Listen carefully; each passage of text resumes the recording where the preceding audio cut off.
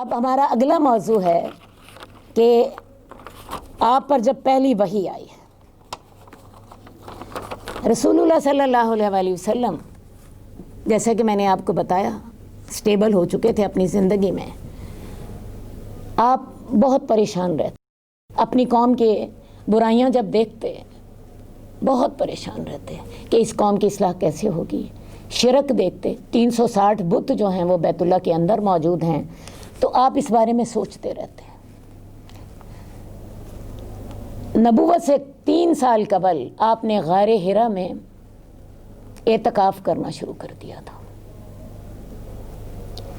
جب آپ کی عمر 38 سال کی تھی آپ نے پہلی دفعہ اعتکاف کیا، اس کے بعد اگلے سال پھر اعتکاف کیا، اور پھر تیسرے سال آپ نے پھر اعتکاف کیا. تو یہ 3 سال پہلے آپ اعتکاف کرنا شروع ہو گئے تھے رمضان کے مہینے میں. اب اس اعتکاف میں آپ کرتے کیا تھے؟ اعتکاف میں حدیث میں آتا ہے یتحنس، اور یتحنس کا معنی یتعبد، عبادت کیا کرتے تھے. باتیں دور جو دین ابراہیمی تھا، بیت اللہ کے ہونے کی وجہ سے اس کے تصورات موجود تھے، اگرچہ اس کے اندر بہت سی بدعات قریش نے شروع کر دی تھیں، لیکن بہت سے بنیادی تصورات دین ابراہیمی کے مکہ میں موجود تھے. رسول اللہ صلی اللہ علیہ وسلم اسی کے مطابق عبادت کی کوشش کرتے، ذکر الہی میں مصروف رہتے، آنے جانے والوں کو کھانا کھلاتے، اپنے لیے کھانا لے آتے، اور جب 15 دن گزرتے یا کوئی اس سے کم و بیش تو جا کے یا تو خود کھانا لے آتے یا حضرت خدیجہ انہیں دے جاتی. یہ غار حرا جو ہے یہ بیت اللہ سے 2-2.5 میل دور ہے، آج بھی چڑھائی پر ہے اور ایک مثلث کی شکل میں ہے. باہر سے تو زیادہ کھلا نہیں ہے، لیکن اندر اتنا کھلا ہے کہ وہاں ایک آدمی کے لیٹنے کی جگہ پہ وہاں بن جاتی ہے. ٹھیک ہے، وہاں پہ آپ رہتے.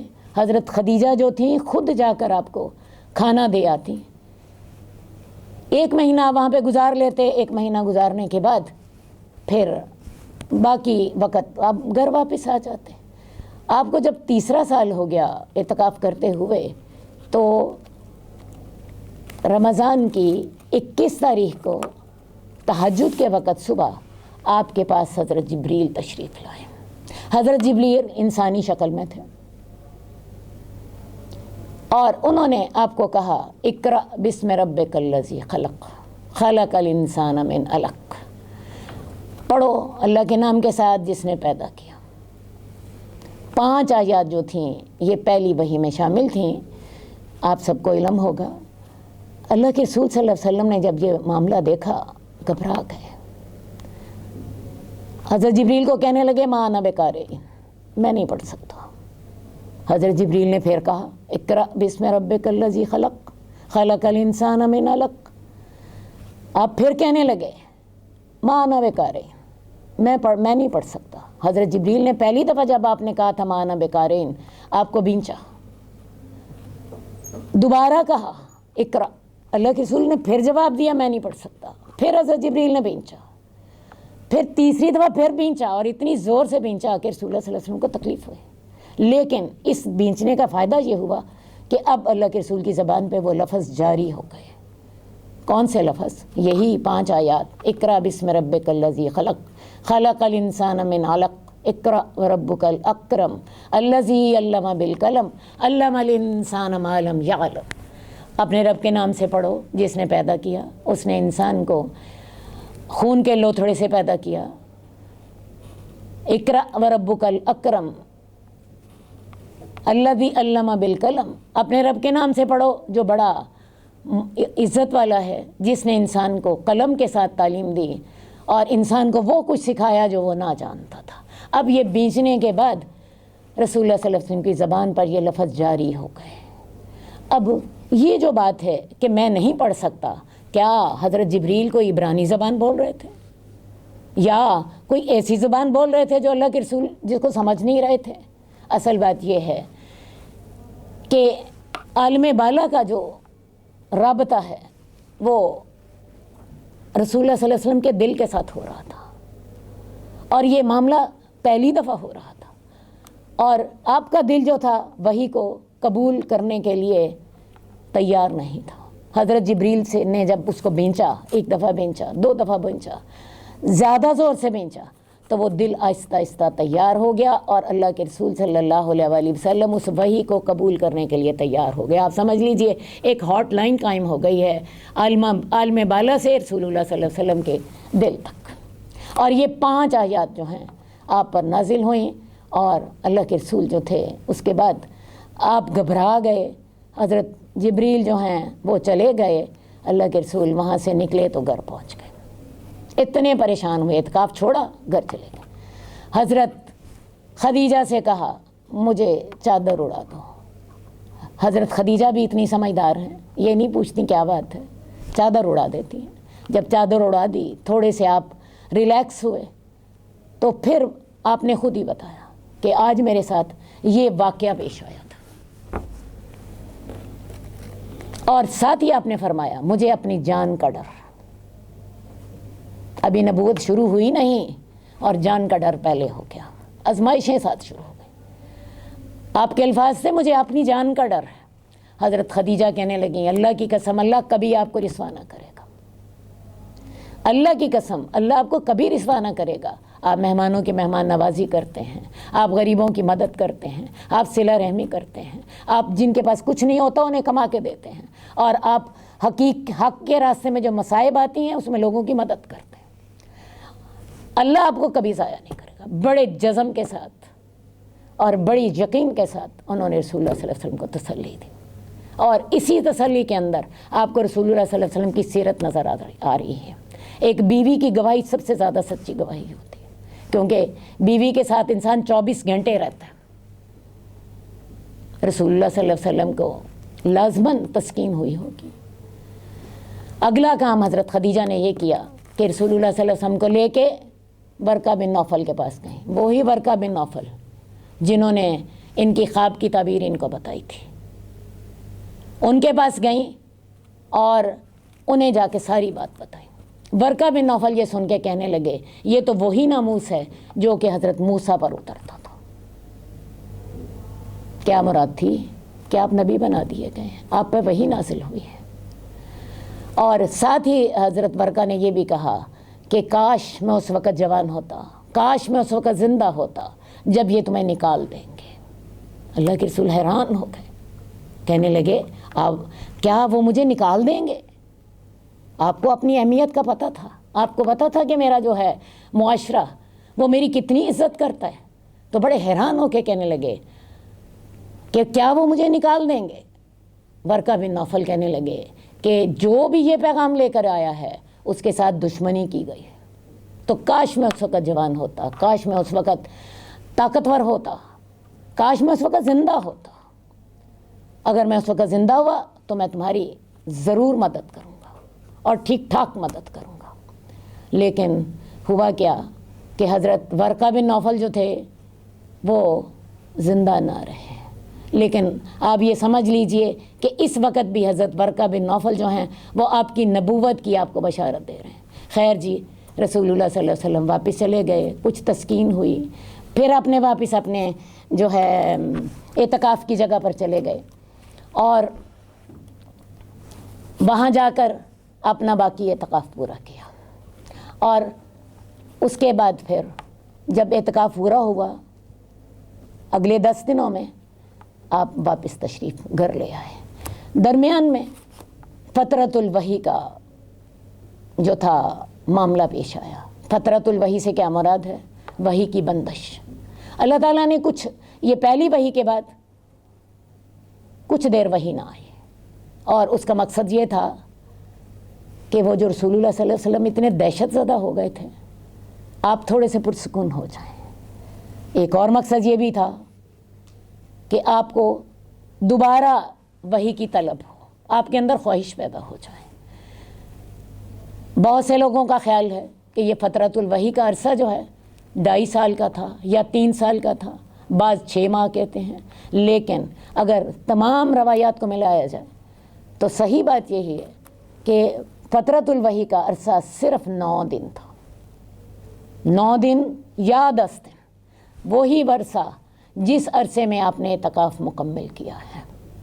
क्योंकि हमें ये صحیحین میں حدیث ملتی ہے کہ جب رسول اللہ صلی اللہ علیہ وآلہ وسلم اپنے گھر واپس جا رہے ہیں اپنا اعتکاف ختم کر کے، تو آپ کو ایک آواز آئی، کہنے لگے، آپ کی اپنی حدیث ہے، میں نے اپنے آگے دیکھا، میں نے اپنے پیچھے دیکھا، میں نے اپنے دائیں دیکھا، میں نے اپنے بائیں دیکھا، مجھے کوئی بلانے والا نظر نہیں آیا۔ میں نے اوپر دیکھا، وہاں حضرت جبریل بیٹھے تھے ایک کرسی پر، ان کے 600 پر تھے، اور انہوں نے زمین و آسمان کے سارے خلا کو روک رکھا تھا۔ ان کا وجود اتنا بڑا تھا کہ زمین و آسمان کا جتنا خلا تھا وہ سارا ان کے وجود کے ساتھ کور ہو گیا تھا۔ ان کے 600 پر تھے، وہ کرسی پر بیٹھے ہوئے تھے۔ اللہ کے رسول پھر دہشت زدہ ہو گئے، پھر وہی کیفیت ہو گئی پہلی وحی والی، گھر گئے، پھر جا کے کہا مجھے کپڑا اڑا دو۔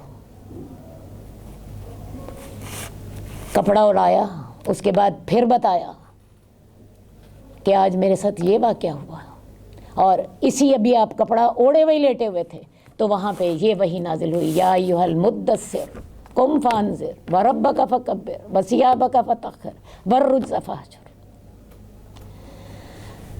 اے چادر اوڑھنے والے، اے کملی اوڑھنے والے، قم فانذر، اٹھ اور لوگوں کو ڈرا، وربک فکبر، اپنے رب کی کبریائی بیان کر، یا ایھا المدثر قم فانذر وربک فکبر وثیابک فطہر والرجز فاہجر، اپنے کپڑے پاک رکھو